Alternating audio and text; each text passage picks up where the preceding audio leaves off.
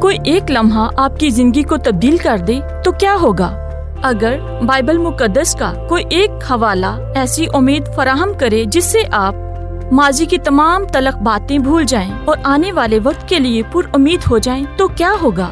Bible مقدس کے ان طاقتور صفات کا مطالعہ کرنا آپ کو وہ اعتماد فراہم کرے گا جس کی آپ کو قدم قدم پر ضرورت ہے۔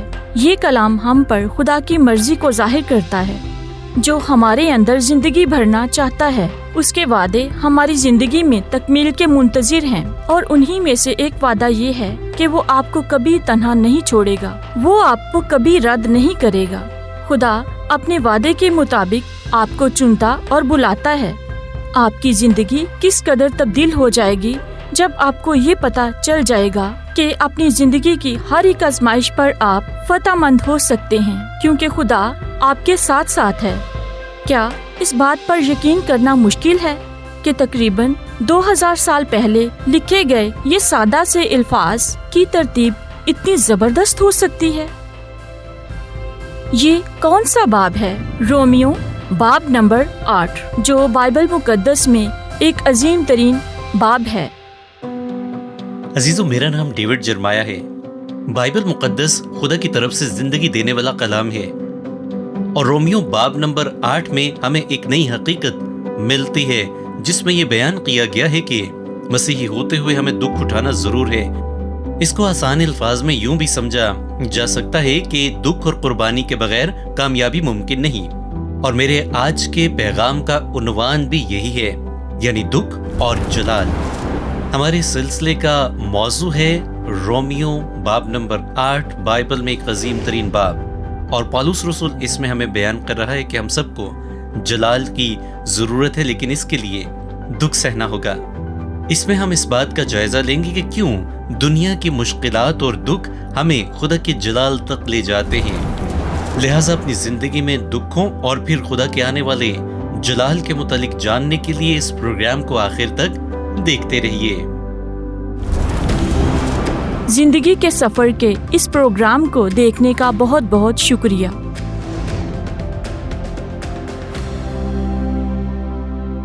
میرے ساتھی پاسٹر اور مصنف پال ٹرپ نے جب کیمپنگ کے متعلق یہ الفاظ لکھے تو انہیں پڑھ کر مجھے بہت خوشی ہوئی۔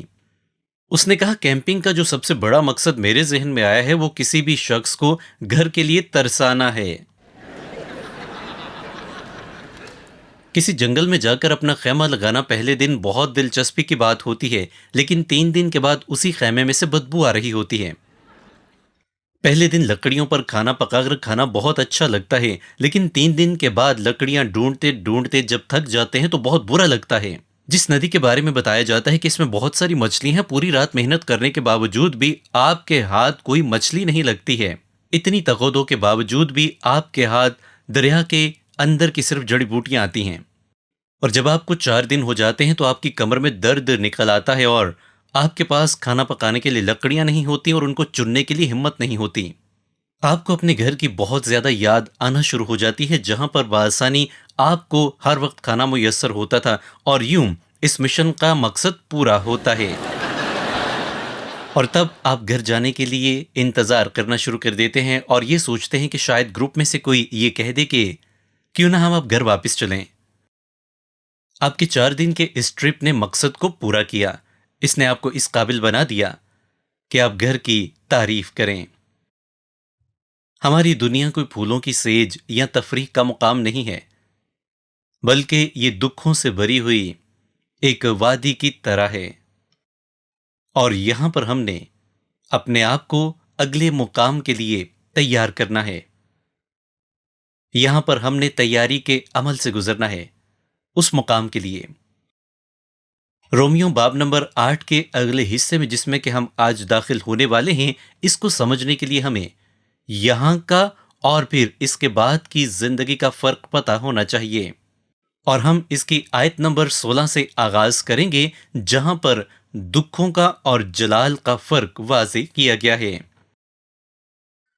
روح خود ہماری روح کے ساتھ مل کر گواہی دیتا ہے کہ ہم خدا کے فرزند ہیں، اور اگر فرزند ہیں تو وارث بھی ہیں، یعنی خدا کے وارث اور مسیح کے ہم میراث، بشرطے کہ ہم اس کے ساتھ دکھ اٹھائیں تاکہ اس کے ساتھ جلال بھی پائیں، آئندہ زندگی میں ملنے والا جلال۔ کیونکہ میری دانست میں اس زمانے کے دکھ درد اس لائق نہیں کہ اس جلال کے مقابل ہو سکیں جو ہم پر ظاہر ہونے والا ہے۔ پولس رسول دکھوں کے اور جلال کے درمیان فرق کو بھی واضح کرتا ہے اور ان کے رشتے کو بھی بڑے اچھے طریقے سے بیان کر رہا ہے، جیسا کہ یہ دونوں ایک دوسرے کے لیے لازم و ملزوم ہوں۔ اس زمین پر رہتے ہوئے، زندگی گزارتے ہوئے خدا کے کلام کے مطابق ایک دن ایسا آئے گا جب ہم خدا کے جلال میں موجود ہوں گے، اور نہ صرف ان کو جو کہ خدا کے نام کی خاطر زمین پر بستے ہیں، اس کے نام کی پوجا کرتے ہیں، وہ دکھ اٹھائیں گے، وہ اذیت میں رہیں گے، بلکہ پولس یہ بھی بیان کر رہا ہے کہ تمام مخلوقات بھی دکھ میں کراہتی ہیں۔ رومیو کے نام خط باب نمبر 8 اور اس کی آیات 19 سے لے کر 22 کے درمیان ہمیں ان کا واضح ذکر ملتا ہے، جہاں پر لکھا ہے، کیونکہ مخلوقات کمال آرزو سے خدا کے بیٹوں کے ظاہر ہونے کی راہ دیکھتی ہیں، اس لیے کہ مخلوقات بطالت کے اختیار میں کر دی گئی تھیں، نہ اپنی خوشی سے بلکہ اس کے باعث جس نے اس کو اس امید پر بطالت کے اختیار میں کر دیا کہ مخلوقات بھی فنا کے قبضہ سے چھوٹ کر خدا کے فرزندوں کے جلال کی آزادی میں داخل ہو جائیں گی، کیونکہ ہم کو معلوم ہے کہ ساری مخلوقات مل کر اب تک کراہتی ہے اور درد ذہ میں پڑی تڑپتی ہے۔ کیا آپ دکھی ہیں؟ ہم سب نے دکھ سہے ہیں۔ رومیو باب 8 میں بطالت اور کراہنے کے الفاظ بہت زیادہ آئے ہیں، اور یہاں پر ہمیں بیان کیا گیا ہے کہ مخلوقات بھی کراہتی ہیں، خدا کے لوگ بھی کراہتے ہیں، اور خداوند کا روح القدس بھی کراہتا ہے۔ یہاں پر بہت زیادہ کراہنا ہے۔ سب سے پہلے ہم مخلوقات کے دکھ کی تفصیل کو دیکھتے ہیں۔ پولس رسول نے جو آیات 19 سے لے کر 22 تک ذکر کیا ہے مخلوقات کا، ان میں تمام زمین پر رہنے والی مخلوقات شامل ہیں، جن میں حیوانات، نباتات اور جاندار اور غیر جاندار چیزیں بھی سب کی سب درد میں ہیں اور کراہتی ہیں۔ آپ اس بات کا اپنے ذہن میں تصور کر کے دیکھیے کہ زمین پر کی تمام مخلوقات اور تمام چیزیں، خواہ وہ پہاڑ ہوں، دریا ہوں، سمندر ہوں، ندیاں ہوں، سب کی سب دکھ میں کراہتی اور چلاتی ہیں۔ اور یہ کیوں کراہتی ہیں، کیوں چلاتی ہیں؟ تاکہ یہ خدا کے فرزندوں کو اور اس کے بیٹوں کو خدا کے جلال میں دیکھ سکیں۔ اس کا ایک بہت ہی خوبصورت ترجمہ یوں بھی بیان کیا جاتا ہے کہ یہ تمام تر مخلوقات خدا کے جلال کو دیکھنے کے لیے کراہتی ہیں۔ جب سے گناہ نے اس زمین پر قدم رکھا ہے، تب سے زمین پر کی تمام چیزیں کراہتی ہیں اور دکھ میں ہیں، اور اس بات کی منتظر ہیں کہ ایک دن انہیں اس دکھ سے راحت ملے گی۔ پولس رسول یہاں پر بطالت کا ذکر کرتا ہے۔ بطالت کا ذکر اس لیے یہاں پر آیا ہے کیونکہ زمین وہ سب کچھ نہیں کر پائی جو کہ اس کو کرنا چاہیے تھا۔ زمین اب اس قابل نہیں رہی ہے کہ یہ وہ مقصد پورا کر سکے جو کہ خدا نے اس کے لیے رکھا تھا، کیونکہ گناہ نے اس میں قدم رکھ دیا، اور نئی زندگی کی جو امید ہے یہ شروع ہی سے خدا کے لوگوں میں ہے۔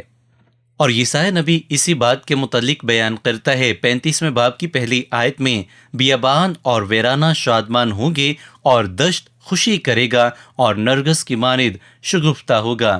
اور پھر یسایا باب 55 آیت نمبر 12 میں یوں بیان ہے، کیونکہ تم خوشی سے نکلو گے اور سلامتی کے ساتھ روانہ کیے جاؤ گے، پہاڑ اور ٹیلے تمہارے سامنے نغمہ پرداز ہوں گے اور میدان کے سب درخت تال دیں گے۔ درخت بھی خدا کے کاموں کو دیکھ کر تالیاں بجائیں گے۔ ہم اس زمین پر بالکل ایسے ہی ہیں جیسے کہ چند دنوں کے لیے ہم کہیں پر کیمپنگ کے لیے گئے ہوں، اور کیمپنگ کے دوران حالات مشکل ہوتے ہیں۔ ہم یہاں زمین پر خیمہ زن ہیں، لیکن ہمارا سفر آگے کا ہے، ہمارے اپنے گھر کا۔ ہم زمین پر رہتے ہوئے کراہتے ہیں۔ غور کیجئے، زلزلے آتے ہیں تو لوگ کراہتے ہیں، طوفان آتے ہیں تو لوگ کراہتے ہیں، بڑے بڑے سیلاب آتے ہیں تو لوگ کراہ رہے ہیں۔ پوری زمین اور تمام مخلوقات کراہتی ہیں، کیونکہ ابھی تک وہ سب کچھ واقع نہیں ہوا ہے جو کہ واقع ہونے والا ہے. ابھی تک ہم ایک خاص مدت اور وقت میں سے ہو کر گزر رہے ہیں جو کہ تکمیل کی جانب بڑھ رہا ہے، اور جب یہ تکمیل کو پہنچے گا تو یہ ختم ہوگا. ہم بائبل مقدس کے مطابق بیان کیے گئے مختلف ادوار میں سے ہو کر گزر رہے ہیں، اور یہ بھی ایک حصہ ہے. تمام مخلوقات کراہتی ہیں، لیکن کیا آپ جانتے ہیں کہ مسیحی لوگ بھی دکھ میں ہیں؟ جی ہاں، مسیحیوں کا کراہنا ممکن ہے. آپ سوچیں کہ مسیحیوں کو دکھی نہیں ہونا چاہیے؟ غور کیجئے کلام خدا کیا بیان کرتا ہے. رومیو باب نمبر 8 اور آیت نمبر 23 میں لکھا ہے، اور نہ فقط وہی بلکہ ہم بھی جنہیں روح کے پہلے پھل ملے ہیں، آپ اپنے باطن میں کراہتے ہیں اور لے پالک ہونے یعنی اپنے بدن کی مخلصی کی راہ دیکھتے ہیں. پولس بیان کر رہا ہے کہ ہم مسیحی لوگ بھی کراہتے ہیں. ہم کیوں کراہتے ہیں؟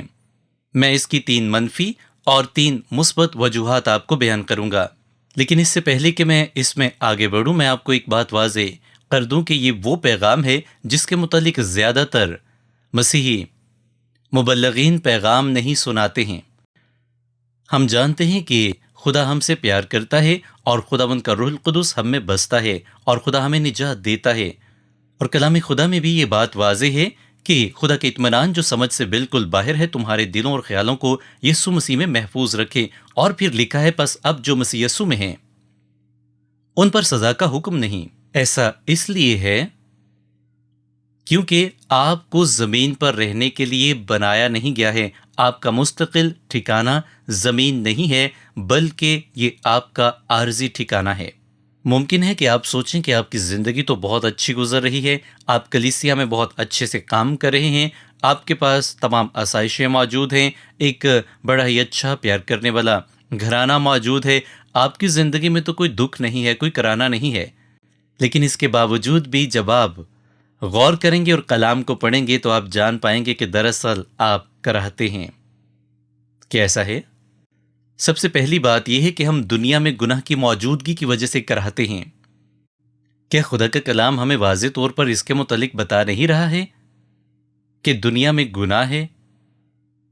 اور پولس رسول بھی یہی بات بیان کر رہا ہے، اس لیے کہ مخلوقات بطالت کے اختیار میں کر دی گئی تھیں. اور پھر اگلی بات یہ ہے کہ ہم اپنے جسم میں گناہ کی موجودگی کی وجہ سے بھی کراہتے ہیں. ہم جانتے ہیں کہ خداوند کا اکلوتا بیٹا ہمارا خداوند یسوع مسیح اس زمین پر انسان بن کر آ گیا، اور اس نے اپنے آپ کو ہمارے گناہوں کے لیے صلیبی موت کے حوالے کر دیا، اور مردوں میں سے جی اٹھ کر ہمیشہ کی زندگی کا دروازہ ہمارے لیے کھول دیا. کیا ایسا ہی ہے؟ تو پھر کیا آپ بائبل مقدس کے مطابق پورے طور سے زندگی گزار رہے ہیں؟ میں آپ سے پوچھتا ہوں کہ کیا آپ بائبل مقدس کے مطابق پورے طور سے زندگی گزار رہے ہیں؟ آپ کا جواب یقینی طور پر نفی میں ہوگا. ہم ایسا نہیں کر سکتے ہیں. رومیو باب 7 آیت نمبر 24 میں بیان ہے، ہائے میں کیسا کمبخت آدمی ہوں، اس موت کے بدن سے مجھے کون چھڑائے گا. پولس رسول یہاں پر اس بات کو واضح کر رہا ہے کہ گو کہ مسیح خداوند میں آنے کے وسیلے سے ہم روح میں نئے ہو چکے ہیں، لیکن ہماری پرانی انسانیت اب بھی ساتھ ہے، اور وہ اس کو اس مردہ بدن سے تشبیہ دے رہا ہے. یعنی ایک ایسا مردہ بدن، یوں سمجھ لیجئے کہ مسیحی ہوتے ہوئے آپ جب تک زمین پر ہیں اسے آپ اپنے ساتھ گھسیٹ رہے ہیں، اس کو دھکیل رہے ہیں، کیونکہ یہ انسان ہوتے ہوئے آپ کے ساتھ ساتھ رہے گا جب تک کہ آپ جلال کو نہ پہنچیں. ہم اس وقت بھی نہایت کراہتے اور دکھی ہوتے ہیں جب ہم بار بار خدا کی نافرمانی کرتے ہیں. اور پھر اگلی بات یہ ہے کہ ہم اپنے آس پاس کے لوگوں کے گناہوں کی وجہ سے بھی کراہتے ہیں. مجھے اس کے متعلق آپ کو زیادہ بیان کرنے کی ضرورت نہیں ہے کہ ہماری زمین پر ہمارے آس پاس کے لوگ کس طریقے سے رہ رہے ہیں. یقینی طور پر ہمارے آس پاس کے لوگ گناہ میں زندگی بسر کر رہے ہیں. دنیا میں بدی بڑھتی چلی جا رہی ہے. اب مسیحی ہوتے ہوئے ہمارا دل ان لوگوں کے لیے بھی کراہتا ہے جو انفرادی طور پر یا اجتماعی طور پر گناہ کے مرتکب ہوتے ہیں اور گناہ کے پیروکار ہو چکے ہیں اور اس کی پیروی کرتے اور یہی دوسروں کو سکھاتے ہیں. ہم مسیحی لوگ ان کی وجہ سے بھی کراہتے ہیں. ایک افریقن کہاوت ہے کہ ہاتھیوں کی لڑائی کے دوران گھاس कुचली जाती है। ऐसे वाक़यात जो हमारे आसपास रूनुमा होते हैं, अक्सर हमें उनकी कीमत अदा करनी पड़ती है। हम कराहते हैं इसलिए भी क्योंकि हम जानते हैं कि यहाँ पर हम आर्जी हैं। खुदा हमारे लिए बेहतरीन मंसूबा रखता है और हम उसको हासिल करने के लिए कराहते हैं। ये 3 मनफी वजूहात थीं। अब मैं आपको हमारे कराहने की 3 मुस्बत वजूहात भी बयान करना चाहूँगा। इनमें सबसे पहली ये है कि हम कराहते हैं क्योंकि हमें जलाल की गवाही के लिए रूहुल कुदुस अता हुआ है। याद रखें कि जब हम खुदावंद यीशु मसीह को अपने निजात दहिंदा के तौर पर कबूल कर लेते हैं तो खुदा की तरफ से रूहुल कुदुस हमें इनाम के तौर पर मिलता है। पौलुस रसूल रूहुल कुदुस को ईमानदारों के लिए खुदा की तरफ से पहले फल के तौर पर बयान करता है। यानी जब ईमानदार खुदा पर ईमान ले आता है, खुदावंद यीशु मसीह को अपना शख्स निजात दहिंदा कबूल कर लेता है, तो पहला इनाम जो कि खुदा की तरफ से उसे मिलता है वो खुदा का रूहुल कुदुस है, जो उसमें मुतहरिक होता और उसमें काम करता है। हम खुदावंद के रूहुल कुदुस के लिए जो हम में बसता है इंतहाई शुक्रगुजार हैं, क्योंकि हम जानते हैं कि अभी बहुत कुछ होना बाकी है, बहुत कुछ अभी आगे बाकी है जो कि होना तय है और हम उसके मुंतज़िर हैं। फिर हम कराहते हैं क्योंकि हम लेपालक फर्जंद होने के मुंतज़िर हैं। पौलुस रसूल इस बात की हकीकत को वाज़ेह कर रहा है कि जब आप खुदावंद यीशु मसीह को कबूल करते हैं तो दरअसल आप खुदावंद के फर्जंद बन जाते हैं, आप उसके लेपालक फर्जंद बनते हैं। इससे हम ईमानदार होते हुए इस बात को भी समझ पाते हैं कि अभी जबकि हम रूहानी तौर पर खुदा के ख़ानदान का हिस्सा हैं, लेकिन एक दिन ऐसा आएगा जब हम खुदा के ख़ानदान में रूबरू एक दूसरे को देखेंगे, उन सब से मिलेंगे जो खुदा के पाक और मुक़द्दस घराने का हिस्सा हैं, खुदा के बेटे और बेटियां हैं और उसके फर्जंद कहलाते हैं, जिन्होंने इस ज़मीन पर खुदावंद यीशु मसीह को ना सिर्फ कबूल किया बल्कि उसकी पैरवी भी की। हमारा ज़मीनी सफ़र दरअसल मुहिम जोई की तरह है।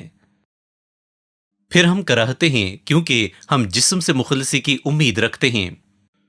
पौलुस रसूल यहाँ पर इस बात को वाज़ेह कर रहा है कि एक दिन हमारे ये बदन ख़त्म होंगे, लेकिन एक दिन ऐसा आएगा जब ये दोबारा से फिर जी उठेंगे और जिंदा किए जाएंगे। मैं इस मौजू पर एक बाकायदा पैगाम भी दे चुका हूँ, जिसमें मैंने बड़ी गहराई के साथ इस बात को वाज़ेह किया है कि कलाम हमारे मुतालिक, हमारे इन बदनों के मुतालिक और इनके दोबारा उठा लिए जाने से मुतालिक क्या क्या चीज़ें बयान करता है और ये सब कब और किस तरतीब के साथ वाक़ई होने वाला है। खुदा हम पर बहुत मेहरबान है। पौलुस रसूल फिलिपियों बाब 3 आयात 20 और 21 में यूं बयान कर रहा है, मगर हमारा वतन आसमान पर है और हम एक मुनज्जी यानी खुदावंद यीशु मसीह के वहां से आने के इंतजार में हैं। वो अपनी उस कुव्वत की तासीर के मुआफिक जिससे सब चीज़ें अपने ताबे कर सकता है, हमारी पस्त हाली के बदन की शक्ल बदल कर अपने जलाल की सूरत पर बनाएगा। अजीज़ों, इस हवाले से ये बात वाज़ेह है कि एक दिन ऐसा आने वाला है जब हमारे ये बदन जो कि ज़मीनी बदन है ये दोबारा से ज़िंदा किए जाएंगे और ये खुदावंद यीशु मसीह के साथ जलाली बदन बन जाएंगे। और ऐसा होगा क्योंकि कलाम खुदा इसकी शहादत पेश करता है। अब यहाँ पे एक बहुत ही अच्छी बात मैं आपको बताने वाला हूँ और आप में से मुझे बड़ी उम्मीद है कि बहुत सारे ऐसे होंगे जो ये सुनकर बहुत खुश होंगे कि जब खुदावंद यीशु मसीह का बदन जी उठा तो खुदावंद यीशु मसीह ने खाया पिया। लिहाजा अगर आप ये तस्वुर करते हैं या किसी ने आपको बताया है कि ऊपर आसमान में आप कुछ भी खाएं पिएंगे नहीं, तो ऐसा दुरुस्त नहीं है। वहां पर बल्कि बहुत कुछ है। और फिर खुदावंद यीशु मसीह के जलाली बदन के मुतालिक अगर हम बात करें तो हमें यह भी पता है कि वो एक दिन अपने शागिर्दों पर बिल्कुल बंद कमरे में जाहिर हुआ। वो उस बंद कमरे में से होकर गुजर गया। कैसे हुआ ये मैं नहीं जानता, लेकिन मैं इतना ज़रूर जानता हूं कि एक रोज़ हमारे बदन भी हमारे मसीहा जैसे होने वाले हैं, बिल्कुल वैसे ही। ये सब कुछ कैसे होगा? इंसानी तौर पर हमारा जहन इसके लिए बहुत छोटा है और हम ये सोचते हैं जैसे जैसे हम बड़े होते हैं हम समझदार होते हैं, कि ऐसा नहीं है। हम दरअसल यहाँ पर रहते हुए उस मुकाम के लिए جو کہ اس دنیا کے بعد ہماری زندگی میں آنے والا ہے، اس کے لیے تیاری کے عمل میں سے ہو کر گزر رہے ہیں۔ جس طرح آپ کسی مہم جوئی پر جاتے ہیں اور وہاں پر خیمہ لگاتے ہیں، اسی طرح سے زمین پر یہ آپ کی مہم جوئی ہے۔ آپ یوں سمجھ لیجئے کہ زمین پر کیمپنگ کر رہے ہیں اور ایک دن آپ یہاں سے اپنے گھر واپس لوٹیں گے۔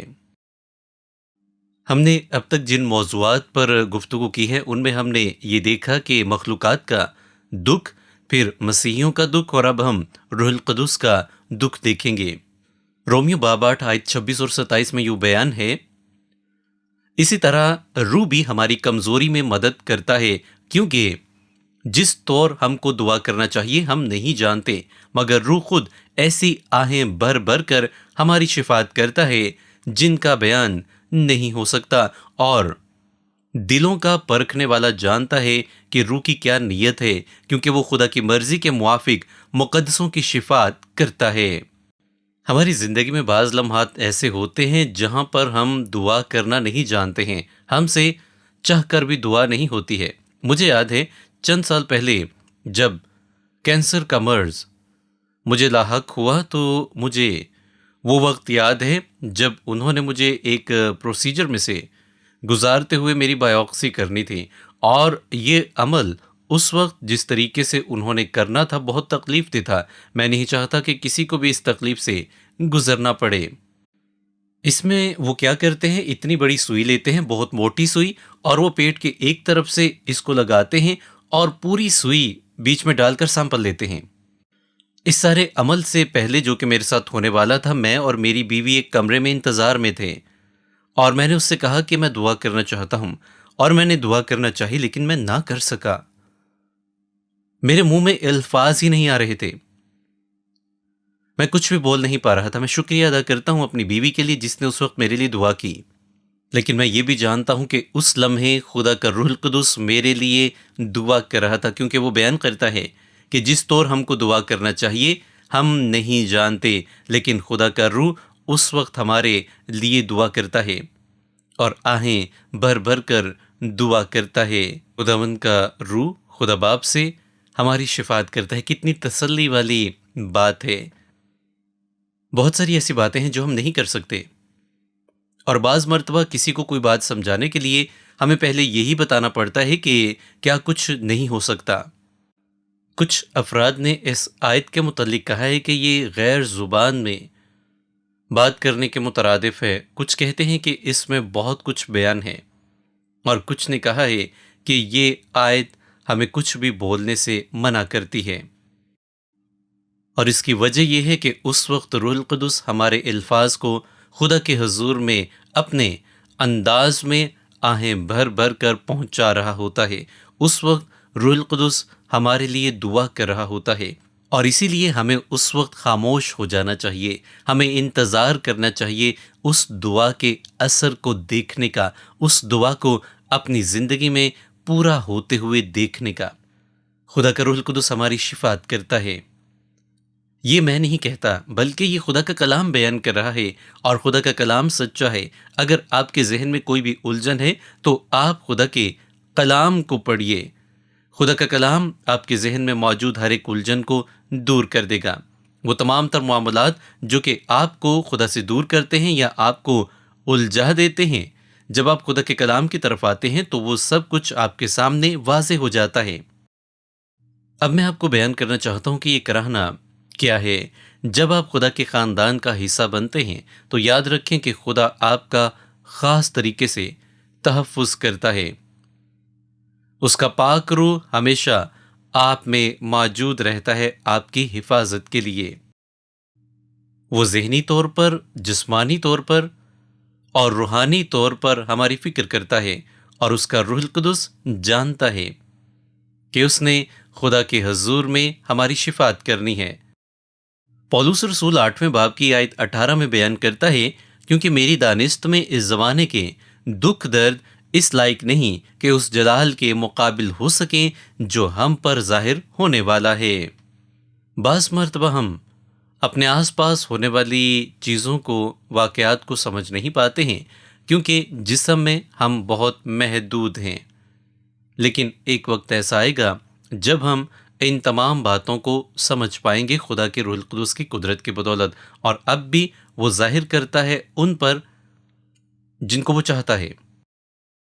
ہم جانتے ہیں کہ خدا میرے لیے، آپ کے لیے، ہم سب کے لیے ایک نہایت ہی بہترین منصوبہ رکھتا ہے، ہمیں بس اپنا آپ اس کے سپرد کرنا ہے۔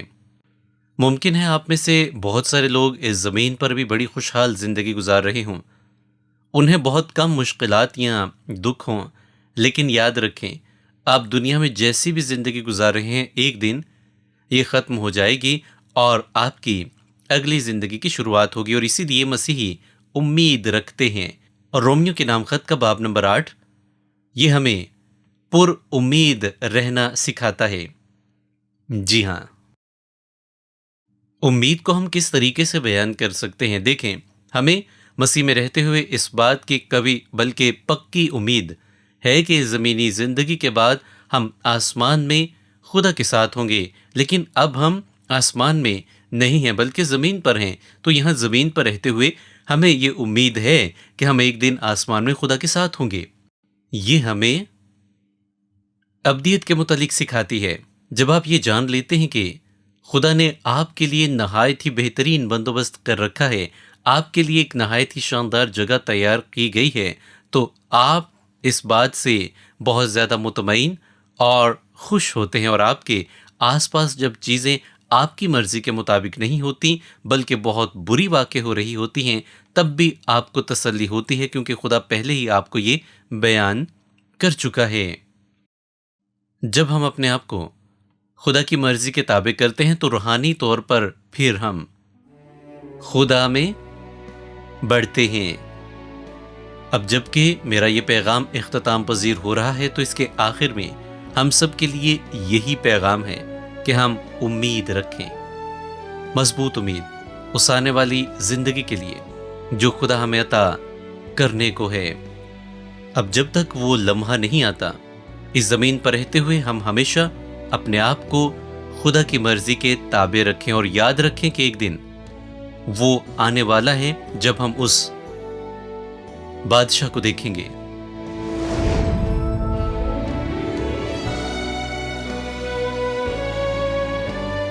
زندگی کے سفر کے اس پروگرام میں شریک ہونے کا شکریہ۔ جتنا زیادہ ہم خدا کے کلام کا مطالعہ کرتے ہیں، ہم اتنا ہی زیادہ یہ جانتے ہیں کہ قادر خدا ہم سے تعلق رکھنا چاہتا ہے۔ اگر آپ اس سے ایک مضبوط رشتہ قائم کرنا چاہتے ہیں تو سب سے پہلا کام اپنے گناہوں پر پشیمان ہونا ہے اور خداوند یسوع مسیح کو اپنے شخصی نجات دہندہ کے طور پر قبول کرنا ہے۔ اور اگر آپ ایسا کر چکے ہیں تو میں چاہوں گا کہ آپ اس کی گواہی دوسرے مسیحیوں کے سامنے بھی پیش کریں، یا پھر مقامی چرچ اور کلیسیا کے سامنے اس کی گواہی دیں اور زندگی کے سفر میں آگے بڑھتے رہیں۔ خداوند آپ کو برکت دے۔ میں اگلے پروگرام میں آپ کو ضرور دیکھنا چاہوں گا۔